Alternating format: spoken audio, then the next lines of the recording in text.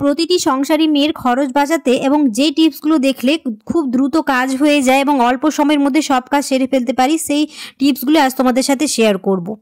আসসালামু আলাইকুম, কেমন আছো তোমরা সবাই? আনিসা লাইফস্টাইল ব্লগে তোমাদের আরেকবার স্বাগত জানাই। কাছে দূরে যে যেখান থেকে আমার ভিডিওটি দেখছো, আশা করছি তোমরা সবাই অনেক ভালো আছো। আলহামদুলিল্লাহ, আমরাও অনেক ভালো আছি।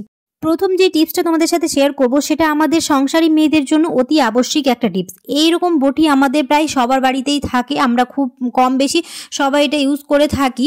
এই বটি অনেক দিন থাকার জন্য এরকম জং পড়ে যায়। তো এই জং পড়া বটিটা কি করে পরিষ্কার করব? এরকম 1 চা চামচ হলুদ গুঁড়ো আর নুন নিয়ে খুব ভালো করে এরকম ঘষে নিলেই বটিটা খুব সুন্দরভাবে পরিষ্কার হয়ে যায়। আর নিচে যেগুলো পড়েছিল উল্টো পাড়টাতেও সেরকমভাবে কাজে লাগিয়ে দেব। এরকম করে খুব ভালো করে ঘষে নিলে বটিটা একদম নতুনের মতো হয়ে যায়। খুব ভালো করে ঘষে নিয়েছি। এবার যে কোনো বাড়িতে এরকম টুথপেস্ট থাকলে টুথপেস্ট লাগিয়ে আবার একটু করে ঘষে নেব, আর এরকম করে ঘষে নিয়ে তারপর ধুয়ে নিলেই বটিটা একদম নতুনের মতো হয়ে যায়। এই টিপসটা তোমরা ফলো করে দেখতে পারো, আমাদের সময়ও বাঁচবে আর আমাদের খরচ থেকেও আমরা অনেকটাই বেঁচে যেতে পারি। অবশ্যই তোমরা এই টিপসটা ফলো করে দেখতে পারো, অনেকটাই কাজে লাগতে পারে। আমাদের 2 নম্বর টিপস হলো, যেটা আমাদের সাংসারী মেয়েদের জন্য অতি মূল্যবান টিপস।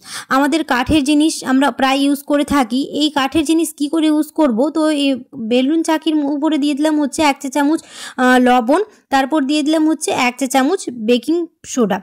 আমাদের বেকিং সোডা কতটা কাজে লাগে সেটা আমরা কম বেশি সবাই জানি। এই সোডা দেওয়ার পরে এবার এর মধ্যে দিয়ে দিব হচ্ছে লেবুর রস।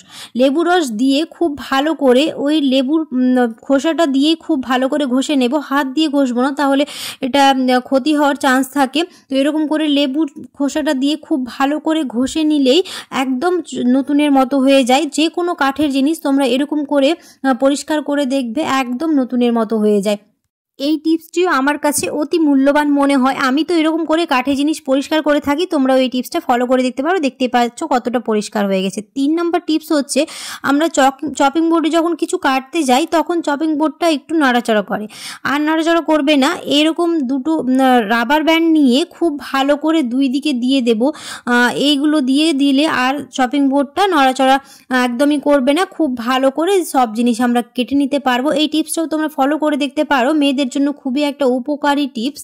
কারণ চপিং বোর্ডেই তো আমরা সব কিছু কেটে থাকি। তো এই টিপসটা অতি মূল্যবান টিপস। তো আমি একবার এই পেঁয়াজটা কেটে দেখাচ্ছি। তো এরকম করে কেটে নিলে দেখতেই পাচ্ছ চপিং বোর্ডটা নড়াচড়া করে না। এবং 4 নম্বর টিপস হচ্ছে এটাই, আমাদের পেঁয়াজ কাটার সময় অনেক সময় পেঁয়াজটা পিচ্ছিল হয়ে থাকে। তো এরকম কাটা চামচ দিয়ে যদি আমরা পেঁয়াজ কেটে নিই তো খুব ভালোভাবে এটা কাটা হয়ে যায়।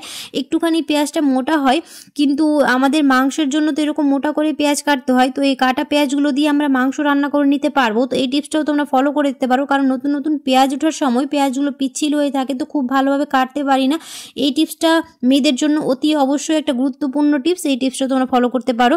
5 নম্বর টিপস হচ্ছে, আমরা অনেক সময় এরকম চাল রেখে দিই, তারপরে কোথাও বেড়াতে চলে যায়, বা এমনি এরকম চাল অনেক দিন রাখার জন্য, বিরিয়ানি চাল বলো আর যেই চাল বলো, এরকম অনেক দিন রেখে দিলে চালের মধ্যে এক ধরনের পোকা হয়ে যায়। এরকম কয়েকটা শুকনো লঙ্কা যদি আমরা চালের মধ্যে রেখে দিই তাহলে অনেক দিন ধরে এরকম ভালো থাকে, কোনো রকম পোকা লাগে না। এই টিপসটা তোমরা ফলো করে দেখতে পারো, অনেকটাই কাজে লাগবে।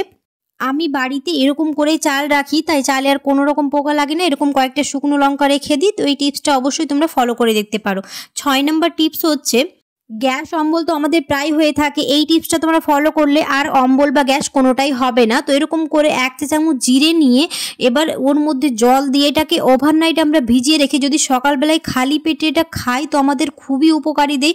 আমাদের ওজন কমাতেও এটা সাহায্য করে, আর আমাদের অম্বল বা গ্যাস থেকেও মুক্তি পায়। তো এই টিপসটা তোমরা ফলো করে দেখতে পারো, কারণ অম্বল বা গ্যাসের জন্য আমরা অনেক টাকা খরচ করে এরকম গ্যাসের মেডিসিন খেয়ে থাকি। তো এটা যদি আমরা রেগুলার ইউজ করে থাকি তাহলে আমাদের অনেক টাকায় সাশ্রয় করতে পারবো, আর আমাদের ওষুধ কিনে খেতে হবে না। তো অবশ্যই এই টিপসটা ফলো করতে পারো। 7 নম্বর টিপস হচ্ছে, আমাদের অনেক সময় মুখে মেস্তা পড়ে যায়, যেটা দেখতে খুবই বাজে লাগে, আর দামি দামি ক্রিম বা কোনো কিছু ইউজ করতে হবে না। এরকম 5 থেকে 10 টাকা যে কোনো কসমেটিক দোকানে তোমরা এই শঙ্খ গুঁড়ো পাউডারটা পেয়ে যাবে। এই পাউডারটা একটুখানি নিব আর দিয়ে দিব হচ্ছে লেবুর রস, দিয়ে খুব ভালো করে মিক্স করে নিলে যেখানে আমাদের যে জায়গায় এরকম মুখে মেস্তা পড়ে থাকবে সেই জায়গায় যদি আমরা সপ্তাহে 2 থেকে 3 দিন যদি আমরা লাগিয়ে দিই তো অনেকটাই ভালো রেজাল্ট পাওয়া যায়। তো অবশ্যই তোমরা এই টিপসটাও ফলো করে দেখতে পারো। আর দামি দামি ক্রিম বা কোনো রকম পাউডার আর ইউজ করতে হবে না। মাত্র 10 টাকা দিয়ে আমরা এর মুখের মেস্তা খুব সহজে দূর করে ফেলতে পারবো। আশা করছি আমার আজকের টিপস ভিডিওগুলো তোমাদের ভালো লেগেছে।